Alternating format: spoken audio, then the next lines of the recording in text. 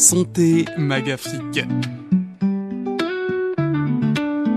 Dans les villages et les villes, ça résonne. Un micro ouvert sous le soleil qui tonne. Santé Magafrique, des voix qui éclairent, des conseils précieux, un savoir qu'on partage en l'air.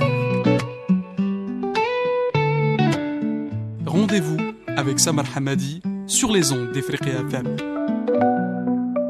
Bonjour à toutes et à tous et bienvenue dans Santé Magafrique sur Ifriqiya FM, votre rendez-vous santé hebdomadaire. Chaque jour, des millions de travailleurs à travers le monde sont exposés à des risques qui peuvent affecter leur santé.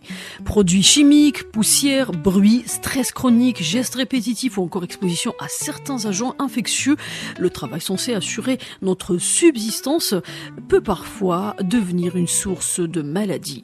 Selon l'Organisation internationale du travail, les maladies professionnelles causent chaque année davantage de décès que les accidents du travail eux-mêmes.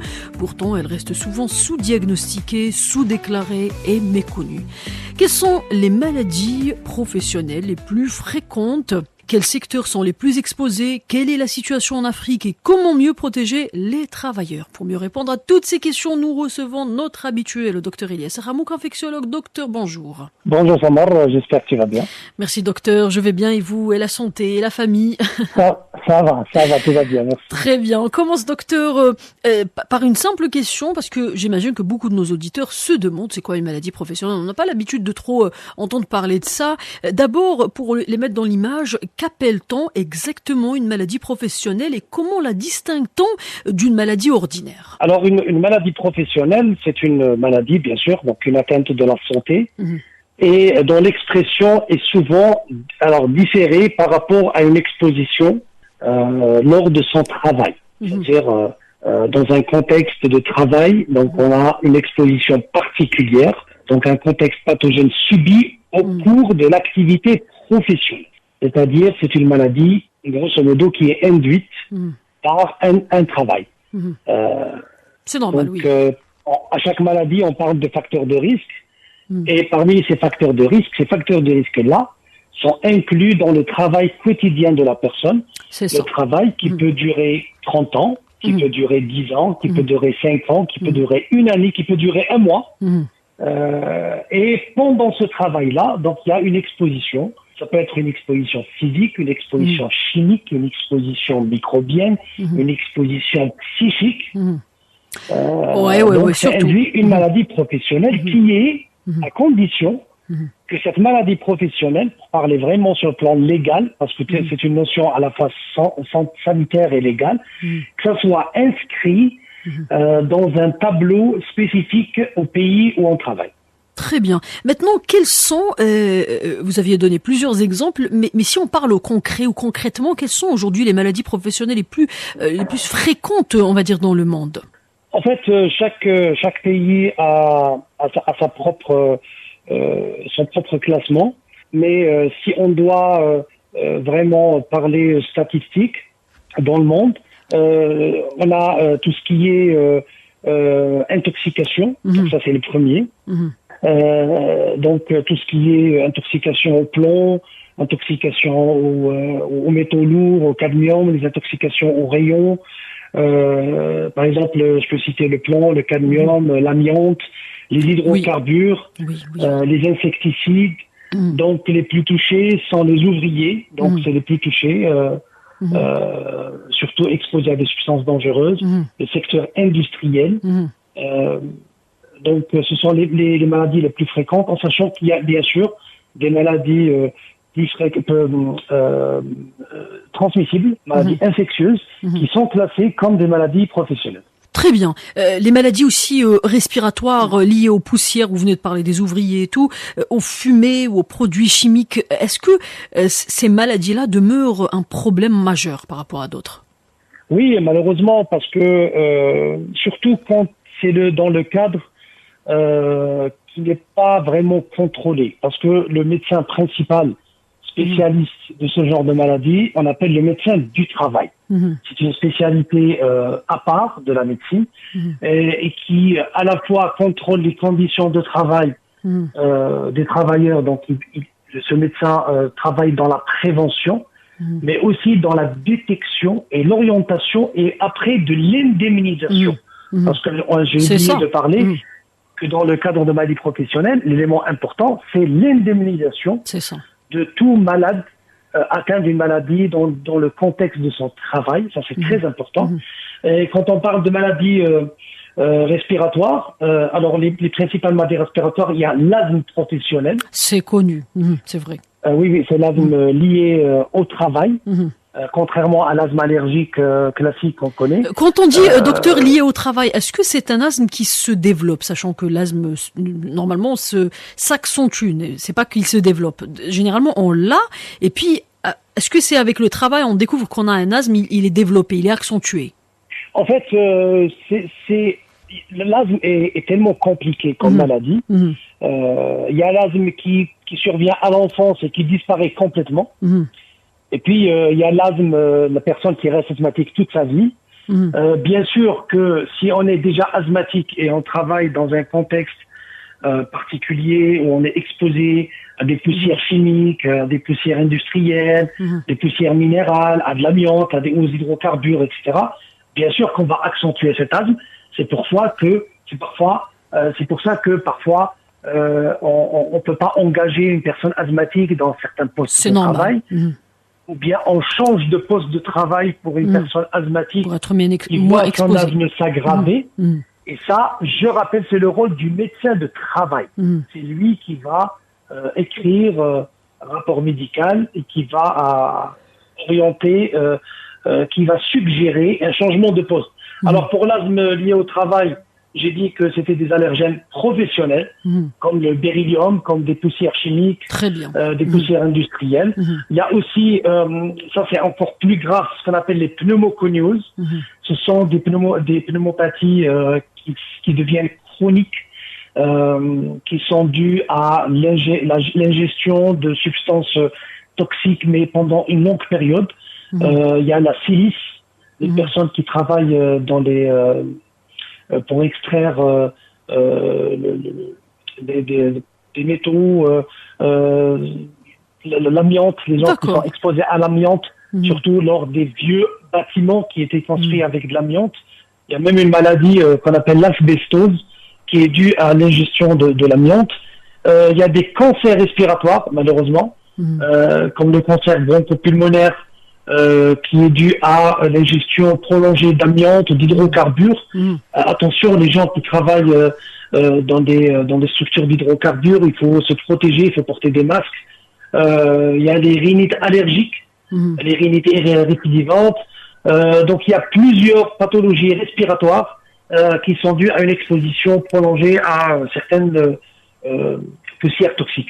Très bien, là on comprend mieux. Les troubles musculo-squelettiques comme les douleurs du dos ou des articulations sont souvent cités parmi les principales maladies liées au travail. Pourquoi sont-ils aussi fréquents? Parce que il faut dire la vérité, tout travail manuel qui dure pendant des années va automatiquement impacter le squelette, impacter les muscles. En commençant par le travail qui est assez évident, c'est les dockers. Donc c'est les travailleurs dans les ports, les gens qui portent des produits lourds. Donc automatiquement ils ont mal au dos, ils ont des troubles musculo-squelettiques. Alors les troubles musculo-squelettiques, ça peut toucher le dos, c'est les lombalgies, c'est les maux de dos. Ça peut toucher le cou, les épaules. Ah oui, surtout si c'est un travail. Ça peut toucher les coudes. Par exemple, les gens qui travaillent beaucoup avec les marteaux-piqueurs. Oui, dans la construction. Des maçons, voilà, des constructeurs. À cause des vibrations, ça peut toucher des arthroses des coudes, des épaules. Il y a les poignets, le syndrome du canal carpien. L'exemple, on a beaucoup de nos grands-mères, des couturières professionnelles, qui à la longue vont développer ce qu'on appelle le syndrome du canal carpien. C'est une douleur au niveau du poignet. C'est vrai, qui peut donner on entend souvent. Des atteintes neurologiques. Donc oui, c'est un groupe de maladies très fréquent. Surtout les gens, je rappelle, qui portent des charges lourdes, qui font des mouvements répétitifs, les gens vraiment manuels, ça peut donner vraiment, et il faut que ces gens-là comprennent que c'est des maladies professionnelles qui parfois leur donnent droit à des indemnisations. Il y a des droits, bien sûr. On parle de plus en plus des risques psychosociaux. Vous venez de le citer au tout début, docteur. Donc, on néglige très souvent le côté psychique ou bien psychosocial. Donc, il y a aussi, docteur, le stress professionnel, l'épuisement. Il y a ce qu'on appelle, et qui est de plus en plus connu dernièrement, le burn-out. Ceux-là peuvent être considérés comme de véritables problèmes de santé, n'est-ce pas? Exact. On appelle ça des maladies psychiques professionnelles. Très bien. C'est des troubles de santé mentale. Attention. D'accord. Ce n'est pas un surmenage. D'accord. Ce n'est pas un surmenage. C'est des troubles de santé mentaux, bien sûr, qui sont soit causés, soit aggravés par les conditions de travail. Bien sûr, le plus connu, et on en parle partout actuellement, à tort et à raison, c'est le burn-out. Alors, le burn-out en anglais, alors en français, c'est l'épuisement professionnel. Très bien. L'épuisement professionnel, c'est un épuisement émotionnel avec une perte du sens du travail. C'est au-delà de la fatigue ou ou quelqu'un, c'est-à-dire qui s'ennuie.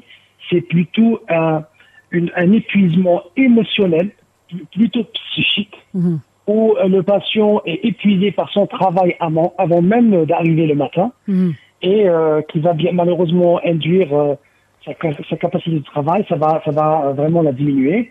Mais il y a d'autres maladies psychosomatiques ou psychiques qui sont dues c'est-à-dire au travail, comme la dépression, l'anxiété.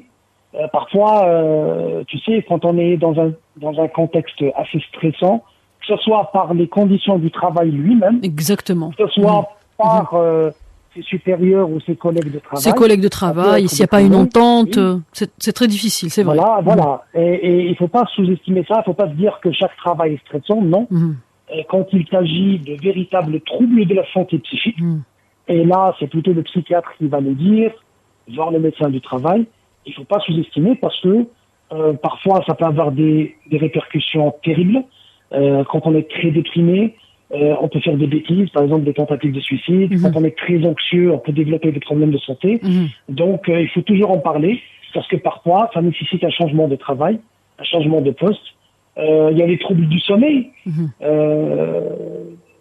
Parce que, vous savez, des gens qui travaillent la nuit, par exemple, il y a des règles de travail qui régissent le travail de nuit. On ne peut pas travailler chaque nuit parce que on doit avoir quand même une vie normale la nuit, on doit avoir du sommeil nocturne. Donc, on peut travailler un jour et se reposer 2 jours. C'est pour ça qu'il ne faut pas, bien sûr, sans parler du côté intimidation, du côté harcèlement, du comportement hostile, que ce soit des supérieurs, des collègues, ou même des clients. Moi, je connais personnellement des médecins qui travaillent la nuit, de garde, stressés, et qui parfois font des troubles psychiques parce que ils sont agressés par des patients. Par des patients, tout simplement. Ils sont dépassés par le travail, par exemple. Vous prenez un gynécologue qui peut faire 15 ou 20 césariennes par nuit, c'est éprouvant physiquement et psychiquement. C'est très très difficile, il faut savoir s'équilibrer. Les professionnels de santé eux-mêmes sont exposés à certains risques infectieux maintenant. Docteur, vous qui êtes infectiologue, quels sont-ils? Alors, il y a quelques pathologies infectieuses qui sont considérées comme professionnelles. Alors parfois, c'est pas en rapport avec les personnels de santé, bizarrement. Je te donne un exemple, la brucellose. La brucellose, qui est une maladie professionnelle reconnue dans tous les pays, ça peut être lié à un laborantin qui peut manipuler des souches de brucellose et être contaminé par voie aérienne. Comme ça peut être dû à un travailleur d'abattoir, parce qu'il faut rappeler que la brucellose est une maladie animale qui touche les bovins, les ovins, les caprins, les porcins, etc. Donc ça peut être un travailleur d'abattoir, ça peut être un vétérinaire, ça peut être un éleveur, ça peut être un travailleur du laboratoire. Donc toutes ces personnes-là peuvent être contaminées dans le cadre de leur profession Et là, on parle de maladies professionnelles. Par contre, si la même personne, elle est contaminée parce qu'elle a mangé un fromage contaminé, ce n'est pas une maladie professionnelle. Parce que ce n'est pas dans le cadre de sa fonction. Il y a des pathologies, surtout qui touchent les soignants dans les hôpitaux, par exemple la tuberculose, qui peut être une maladie professionnelle, surtout si on prend en charge les patients tuberculeux. L'hépatite B, l'hépatite C, le VIH-Sida, surtout après une exposition au sang contaminé. Par exemple, un chirurgien qui va se couper après avoir opéré un patient, qui va se couper avec un bistouri, un paramédical, donc un infirmier, qui peut faire un prélèvement sanguin chez un patient touché par l'hépatite B, l'hépatite C, le VIH, et qui peut s'inoculer par accident d'exposition au sang.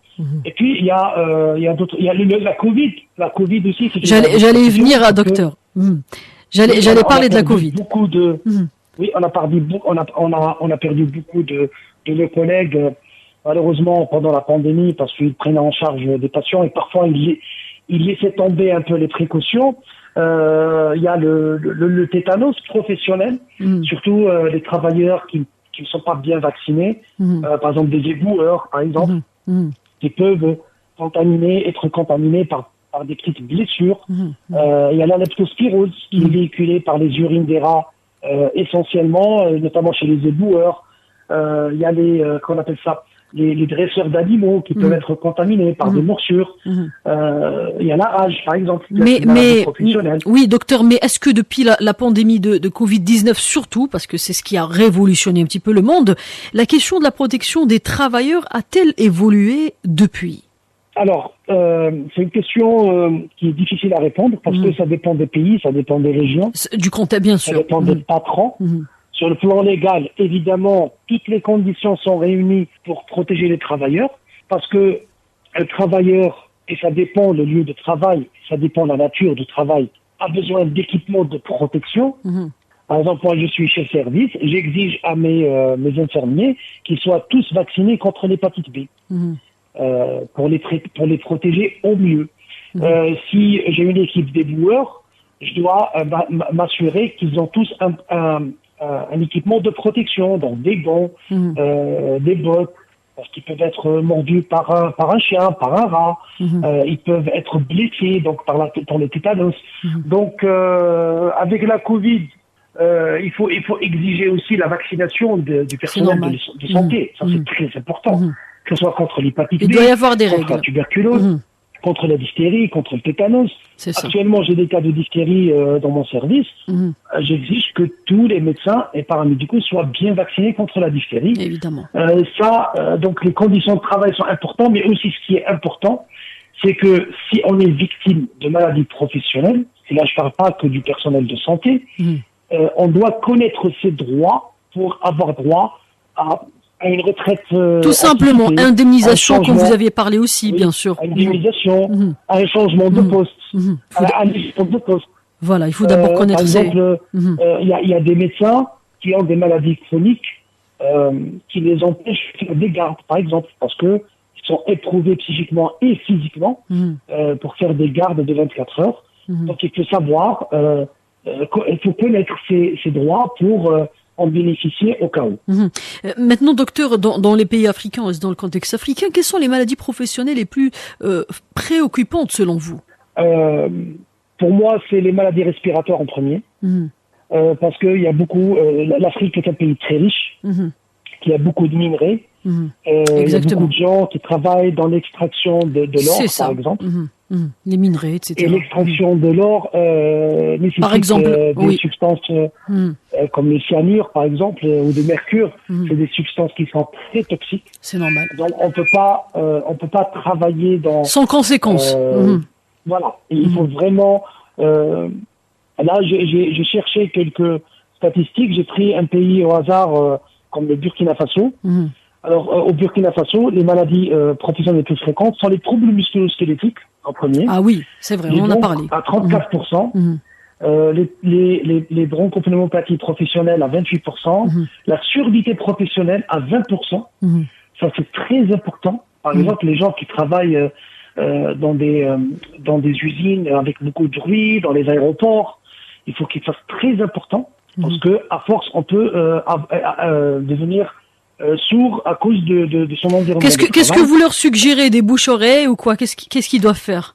En fait, c'est le travail des médecins de travail qui doivent faire des inspections de l'environnement de travail.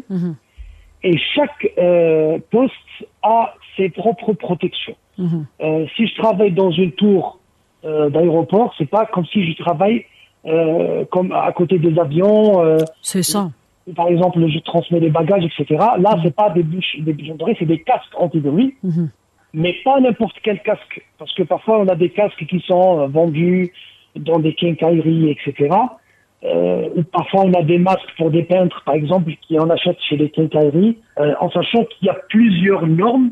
C'est pas les casques anti-bruit qu'on utilise dans un aéroport, qu'on peut utiliser dans une usine. C'est aux médecins de travail d'établir des normes que les patrons doivent respecter et fournir tous les matériels nécessaires pour protéger les travailleurs. Très bien. Il y a aussi les travailleurs du secteur informel qui sont très très nombreux en Afrique. Est-ce qu'ils sont particulièrement vulnérables? Ils sont complètement vulnérables parce que qui dit informel dit peut-être, je dis bien peut-être un salaire qui est plus important, mais d'habitude il n'y a pas de couverture sociale. Le risque est plus important donc. Donc, en cas de maladie professionnelle, ils ne seront jamais indemnisés, parce qu'il faut savoir que ce qui indemnise en général, c'est les caisses de sécurité sociale. Là, je parle en Algérie, chaque ouvrier, il paie à la caisse de sécurité sociale chaque mois. Quand il est malade, il se fait rembourser. Quand il a une maladie professionnelle, il se fait indemniser. Quand il a un accident de travail, il se fait indemniser par la caisse. C'est ça. La caisse de sécurité sociale. Dans le travail informel, il n'y a pas de déclaration à la caisse. Il n'y a pas, c'est-à-dire on paye pas chaque mois. Donc automatiquement, on n'est pas protégé contre en cas de maladie professionnelle ou d'accident de travail. Bien que parfois on est un peu mieux payé, mais on n'est pas du tout protégé. Est-ce qu'il y a des maladies professionnelles, docteur, qui peuvent apparaître plusieurs années après l'exposition au risque? Donc on ne le sait pas tout de suite, on ne le découvre pas tout de suite. Oui, malheureusement, c'est le cas de la majorité des maladies professionnelles. C'est vrai qu'il y a des maladies professionnelles qui sont assez rapides, comme les maladies infectieuses, mais quand il s'agit d'intoxication, généralement, c'est plusieurs années pour le début des symptômes et parfois pour le diagnostic, parfois ça met 10 à 20 ans. Quand même. Parce que parfois, on n'y pense pas. On peut travailler par exemple 5 ans dans une usine et on a l'apparition des symptômes 10 ans après, on ne va pas rattacher. Donc on ne va pas penser aux causes à effet. Donc parfois, dans les cas par exemple d'intoxication aux métaux lourds, d'intoxication aux insecticides, ça peut varier 10 ans après, on peut faire un cancer ou une autre maladie professionnelle. Et là, c'est comme une enquête de police. Il faudrait aux médecins de travail de donner, c'est-à-dire tous les facteurs qui sont en relation avec le travail pour que le patient puisse être indemnisé.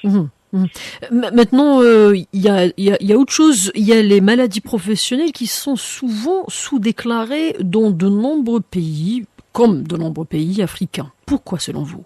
Alors, pour plusieurs raisons. La principale raison, c'est que le patient n'est pas déclaré, donc il travaille dans l'informel. Donc, on ne va pas déclarer quelque chose où on n'a pas indemnité. Informel, c'est clair, oui. Ça sert à rien. Voilà, ça sert à rien, puisqu'on n'aura pas d'indemnité, donc on ne va pas déclarer. Deuxièmement, parfois, c'est le patient lui-même qui va rattacher ses symptômes à de la vieillesse. S'il a mal au dos, il va se dire, oui, je suis âgé, j'ai mal au dos. S'il a un problème à l'épaule, s'il a un problème au genou, il va se dire, oui, je suis vieux, ça n'a rien à voir avec moi. C'est-à-dire, il ne va pas rattacher ça au travail. Et c'est le cas de beaucoup de maladies. Par exemple, l'asthme, il va se dire, je suis asthmatique. Un cancer, il va se dire, c'est l'histoire naturelle de la maladie, etc. Donc, le patient, il va pas déclarer. Et parfois, c'est le médecin aussi, le médecin généraliste ou spécialiste, qui vont pas rattacher telle ou telle pathologie à un environnement de travail. Et parfois, on pense même pas à une maladie. quand on est trop stressé, quand on est trop fatigué, on va juste dire c'est le travail, c'est pas une maladie, alors que c'est faux. Parfois, c'est véritablement un trouble psychique qui nécessite une prise en charge chirurgicale. Ce n'est pas juste un stress du travail, mais c'est plutôt une maladie psychique. Donc parfois c'est lié un peu à l'ignorance. On ignore ce qu'on a. Il faut quand même être un petit peu sensibilisé. Maintenant, est-ce qu'il existe suffisamment de systèmes de surveillance et de médecine du travail sur le continent? Ça dépend des pays, ça dépend des régions, ça dépend du contexte aussi. Des systèmes, exactement. Là, actuellement, on a un double contexte. Il y a le contexte géopolitique où parfois l'état du pays, on va se concentrer sur des problèmes plus collectifs que des problèmes individuels, malheureusement. J'imagine actuellement avec l'épidémie de l'Ebola au Congo, on est plus focalisé sur ce contexte épidémique, sur cette panique sanitaire, plus à gérer des maladies professionnelles.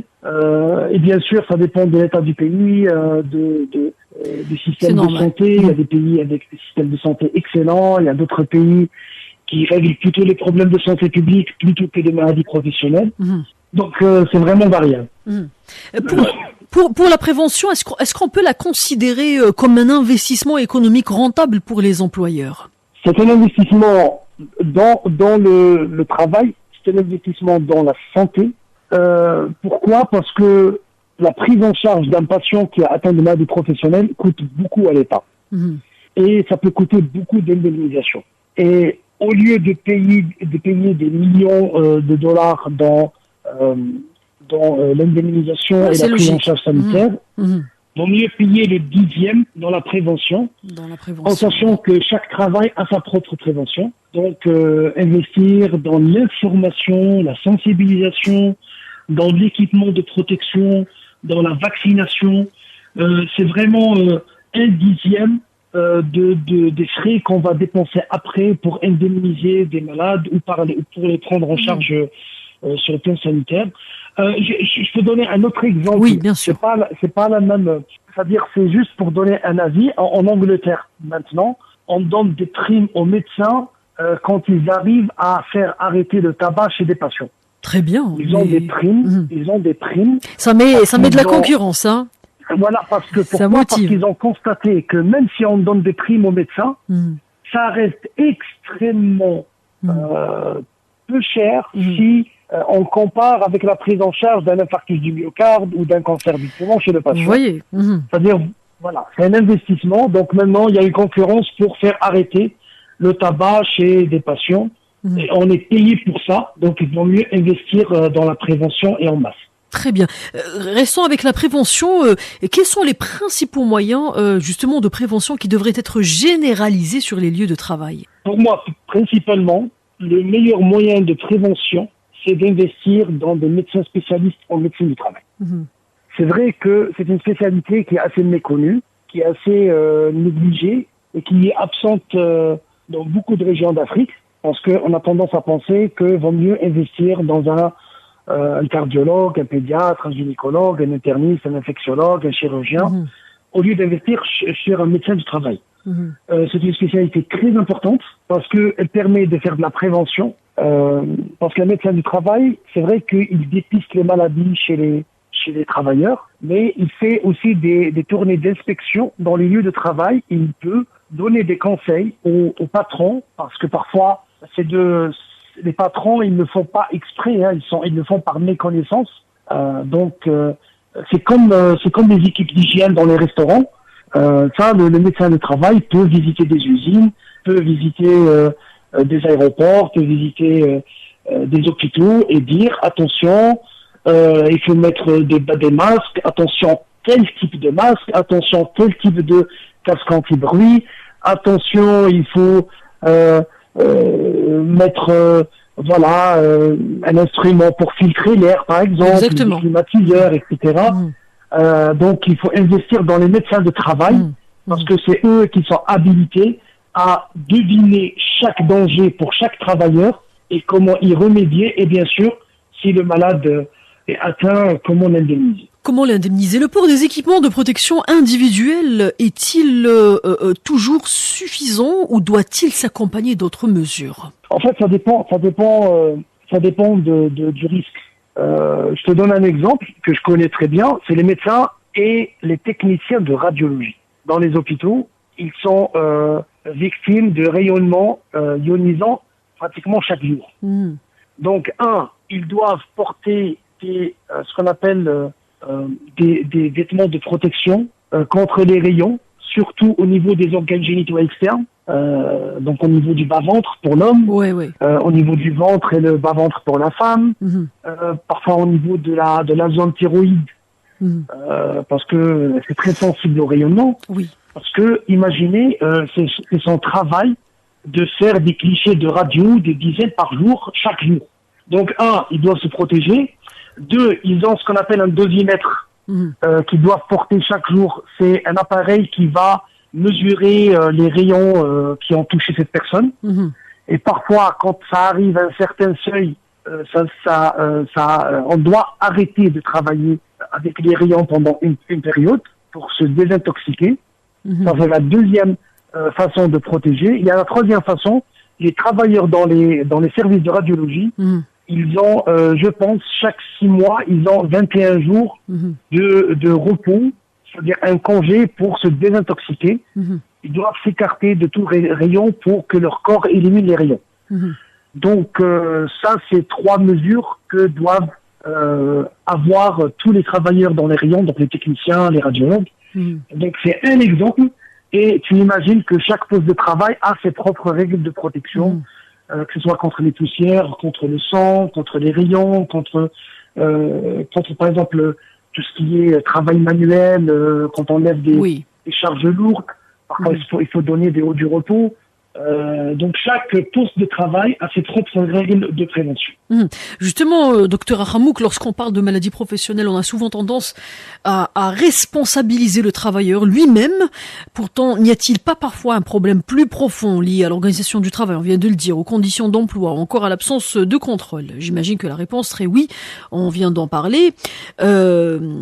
Certains experts estiment que les maladies professionnelles constituent, on vient de le dire aussi, un coût invisible pour les économies africaines. Et j'imagine que vous partagez cette analyse parce qu'on vient de parler. Est-ce qu'on dispose aujourd'hui de données suffisamment fiables pour mesurer l'ampleur réelle du phénomène? En fait, c'est très difficile à mesurer parce que, comme tu as dit, parfois ça dépend du travailleur lui-même qui ne déclare pas. Parfois, il n'est pas au courant. Parfois, il ignore que c'est une maladie professionnelle.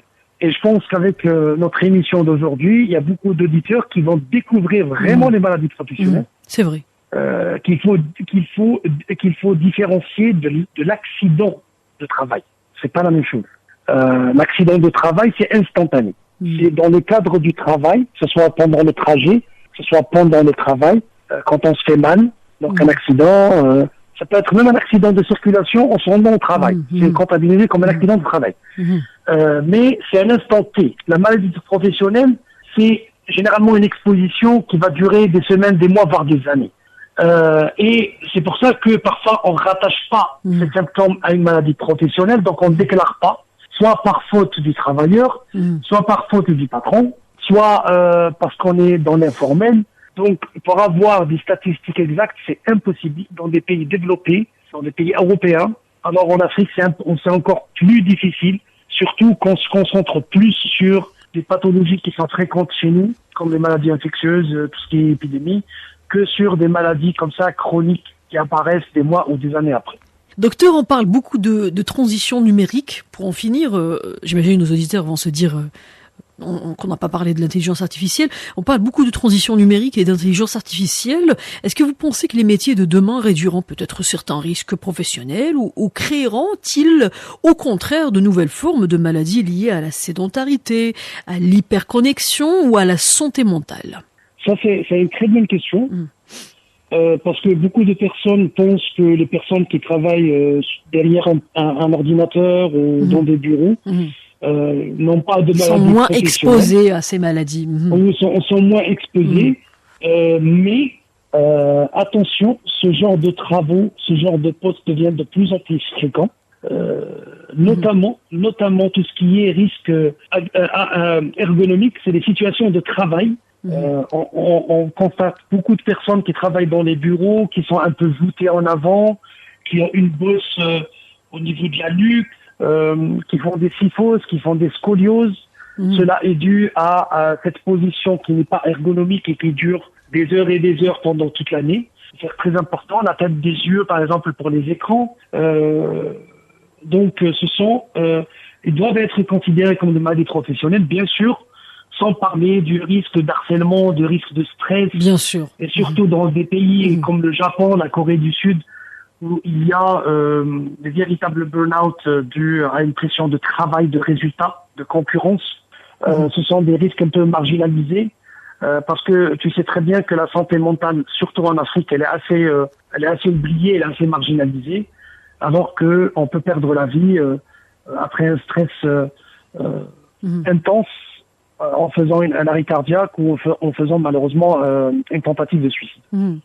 Surtout, on a parlé du burn-out aujourd'hui. On voit que beaucoup de métiers exigent à ce qu'on travaille des heures supplémentaires, à ce qu'on travaille du matin jusqu'à la nuit. Parfois, il y a des ce qu'on appelle des homework. Même, ce n'est pas qu'à l'université qu'on a des homework. On a parfois quand on travaille dans un domaine de design ou dans un domaine qui l'exige. Maintenant, docteur, pour en finir, si vous aviez aujourd'hui l'opportunité de conseiller directement les décideurs africains, on va dire réunis autour d'une même table, quelles seraient les 3 mesures prioritaires que vous leur recommanderiez pour améliorer durablement la santé des travailleurs sur le continent? À vous la parole, docteur. C'est vrai que le contexte économique africain n'est pas le même qu'en Asie ou qu'en Europe, où il y a une concurrence terrible qui pousse parfois les gens au burn-out. On a bien sûr des burn-out en Afrique, mais c'est pas le cas comme d'autres pays très industrialisés. C'est pour ça qu'il faut prévenir dès maintenant. Comme j'ai dit, investir dans cette spécialité qui est la médecine du travail. La médecine du travail qui peut toucher tous les métiers. Donc c'est essentiel, comme la médecine scolaire par exemple, qui doit s'occuper de nos enfants dans les écoles.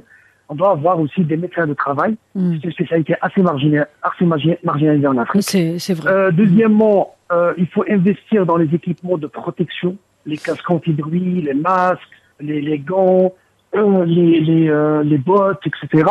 Bien sûr, à des normes sanitaires. C'est pas matériel qu'on peut acheter dans la droguerie du coin. Et troisièmement, établir une vraie politique de sensibilisation, de prévention, de couverture sanitaire, d'indemnisation. Parce que si on veut pas faire fuir les travailleurs d'un poste, il faut que les anciens qui ont été victimes soient indemnisés. Comme ça va encourager les jeunes de choisir ces métiers qui sont indispensables. Il faut donner à la personne ce qui lui fait aimer son travail. Moi, j'imagine que, pour résumer votre message, docteur, c'est que tout simplement, vous commencez à considérer ce qu'on ne considérait pas avant, c'est-à-dire tellement de questions qu'on mettait de côté, la charge mentale, physique, le harcèlement, parfois le problème d'entente, soit avec les responsables, avec les collègues, tout ça c'est important. Bien sûr, on a parlé de ceux qui sont exposés aux minerais, poussière, problèmes musculaires, etc. Cette émission nous rappelle que la santé au travail est bien plus qu'une question de sécurité. Elle constitue un enjeu majeur de développement humain, social et économique. Prévenir les maladies professionnelles, c'est protéger les travailleurs, renforcer la productivité des entreprises et construire des sociétés plus justes et plus résilientes. Le docteur vient de le dire. D'ailleurs, merci à vous, docteur. Merci à vous, chers auditeurs, pour votre fidélité. Retrouvez cette émission podcast sur vos plateformes numériques.